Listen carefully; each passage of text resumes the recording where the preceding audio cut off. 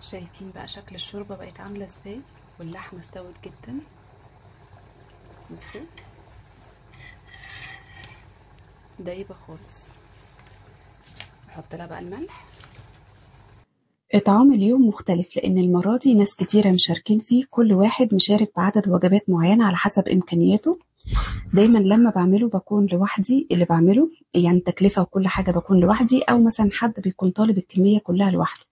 لكن المرة دي أول ما أعلنت إن أنا هعمل وجبات إطعام، ناس كتيرة جدا شاركت فيه. ويلا بينا بقى نبدأ بأول حاجة، هنسوي اللحمة. الكمية اللي عندي هتيجي على حلتين، لكن أنا هبدأ الأول حلة كده. معلقة سمنة بلدي. اللحمة كمان يا جماعة بلدي، من اللي احنا بنشتغل بيها وبناكلها في بيوتنا، لأن طبعا عشان تطلعوا إطعام لازم من الحاجة اللي انتوا بتاكلوها وبتحبوها، ما ينفعش حاجة أقل من اللي انتوا بتاكلوها. مستكة وحبهان.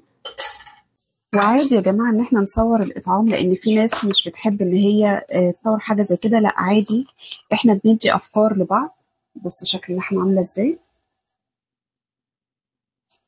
نزل اللحمة كده واحدة واحدة عشان تاخد صدمة، وده بيدي طعم حلو قوي للحمة. دي الطريقة اللي أنا بشتغل فيها سواء إطعام أو في شغلي في الأكل البيتي أو أكلنا العادي. دايما بحب إن أنا أديها تشويحة كده الأول. الشوربة بتطلع جميلة جدا. بص اللهم بارك. ممكن نديها تقليبة بقى في المرحلة دي.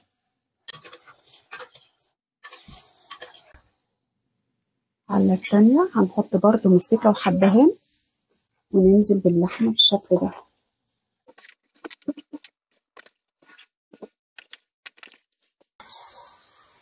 يعني في الآخر هنقلهم كلهم في حلة واحدة، بس دلوقتي أنا عايزاهم يستووا براحتهم يعني. كده كده لسه هحطهم في صواني وهدخلهم الفرن، بس أنا عايزة اللحمة تبقى براحتها في الحلة. يعني بصي الحلة التانية أهي، مش بحب أملاها على الآخر. فلفل أسود، كمان فلفل أسود. نظبط الشوربة بقى. بصل وجزر وطماطم، ودول نحطهم في الحلة التانية برضه كده اهي. ونضيف المية المغلية. هنسيبها بقى تاخد أول غلوة، وبعد كده هنوطي عليها النار ونسيبها تستوي على نار هادية. ودي أحسن طريقة لسلق اللحمة أو تسوية اللحمة. شايفين بقى شكل الشوربة بقت عاملة ازاي، واللحمة استوت جدا. بصوا دايبة خالص. نحط لها بقى الملح. دي الكمية كلها اللي كانت في الحلتين، لكن أنا نقلتهم كلهم في حلة واحدة زي ما انتوا شايفين كده. دول كانوا حوالي 5 كيلو.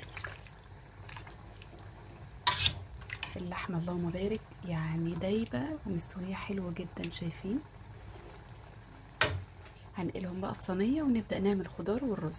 وهنا بدأت الخضار المشكل. أنا بحب دايما أقطع البصل بالشكل ده في الخضار المشكل، يا دوبك يدبل بس، وهنزل عليه بالطماطم.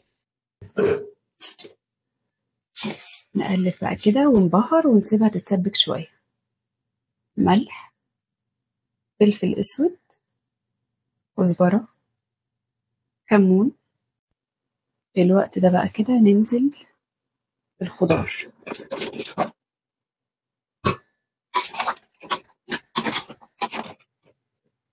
من شوربة اللحمة، شايفين دسمة ازاي.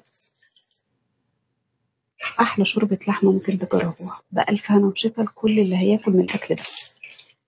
نسيبه بقى يغلي ونوطي عليه النار، ونسيبه برضه يستوي على نار هادية.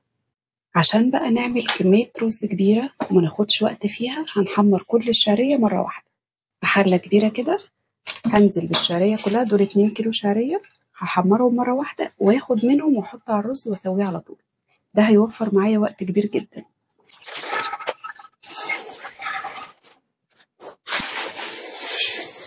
بيوفر معانا وقت جدا زي ما قلت لكم.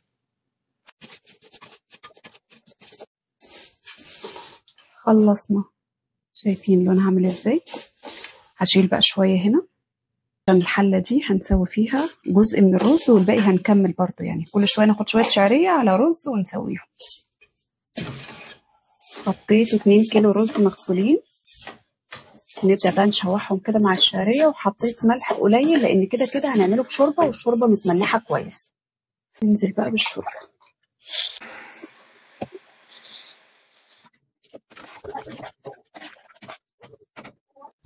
وكده كل حاجة معانا جاهزة. شايفين الخضار وادي الرز كمان، شايفين فلفل. اللهم بارك، بألف هنا وشفا لكل اللي هياكل مني. شوية سلطة بقى يعني بمزاج. وادي اللحمة اديت لها وش في الفرن. ويلا بقى نعبي في الاطباق دي. وكده خلاص خلصنا وعبينا في الاطباق كمان. كده الاطباق جاهزة على التغليف. وادي الشكل النهائي للوجبات.